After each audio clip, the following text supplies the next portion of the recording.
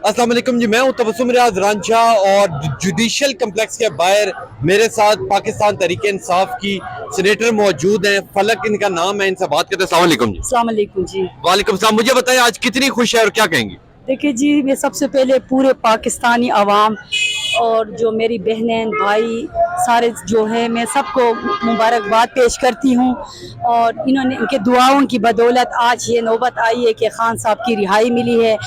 अभी खान साहब कैदी नंबर 804 नहीं है, कैदी 804 नहीं है, वो वज़ीर आज़म पाकिस्तान है। इंशाअल्लाह ताला हम थोड़ी देर बाद हम अपना लाए अमल तय करेंगे और खान साहब के लिए रैली के इनेकाद करके हम जाके अडियाला जेल में जाके जेल का ताला तोड़ेंगे और खान को छुड़ाएंगे। तो मुझे ये बताएं कि जब आप कल यहाँ आज सुबह यहाँ आई थी तो क्या लग रहा था, ऐसे ही फैसला आएगा या कुछ घबराहट थी कि शायद केस के आप लोगों के हक में ना आए? देखिए जी, जो इद्दत केस का जो फैसला था ना, ये तो एक मजाक था, सबको पता है।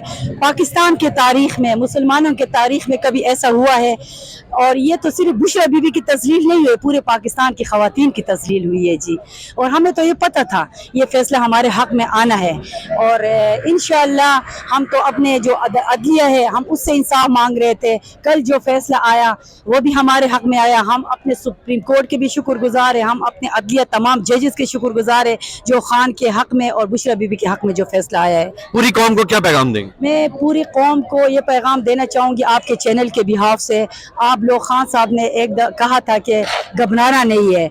हम लोग जिस तरह पीटीआई के जो खवातीन स्पेशली जिस तरह न गर्मी को देखा, न बारिश को देखा, न सर्दी को देखा, जिस तरह 9 मई के बाद इन केसेस का मुकाबला किया, जिस तरह जुल्म और बर्बरियत का मुकाबला किया, और खान साहब ने ये शऊर हमें दिया था। हम अपने खान के टाइगर है, आखिरी गेंद तक खेलने वाले टाइगर है। और मैं पूरे पाकिस्तान के 25 करोड़ अवाम को मैं ये कहती हूँ कि आप लोग भी निकले खान के लिए। खान का एक लम्हा भी जेल में रहना हमारे लिए और पूरे पाकिस्तान के लिए इंतहाई नुकसानदेह है।